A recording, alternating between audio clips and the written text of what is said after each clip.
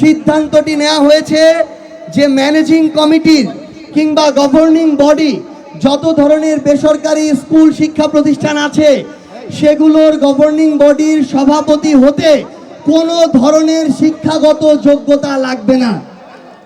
অন্তর্বর্তীকালীন সরকারের সময়ে সিদ্ধান্ত নেওয়া হয়েছিল যে কোনো একটি শিক্ষা প্রতিষ্ঠানে বেসরকারি প্রতিষ্ঠানের ম্যানেজিং কমিটির সভাপতি হতে অন্তত স্নাতক অর্থাৎ অনার্স পাস কাউকে আসতে হবে। সেটা বাদ দিয়ে বিএনপি যখন এই সিদ্ধান্ত নেয় যে কোনো শিক্ষাগত যোগ্যতা লাগবে না, আমরা মনে করি বিএনপি একইভাবে বাংলাদেশের শিক্ষা প্রতিষ্ঠানগুলোকে দলীয়করণ করে বাংলাদেশের অগ্রগতির মেরুদণ্ড ভেঙে দিতে চাচ্ছে।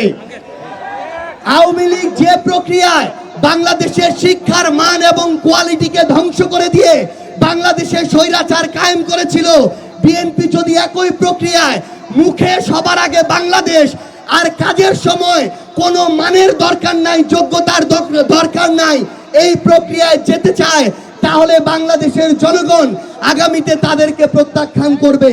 আমরা বিএনপিকে আহ্বান করব, আপনারা প্রয়োজনে যোগ্যতা সম্পন্ন মানুষদেরকে আপনাদের পার্টিতে নিয়ে আসুন, অথবা পার্টিতে যারা আছে তাদেরকে যোগ্যতা সম্পন্ন করে তুলুন। কিন্তু বাংলাদেশের শিক্ষা ব্যবস্থাকে নিয়ে আর কোনো ধরনের পায়তারা করার সুযোগ কাউকে দেয়া হবে না।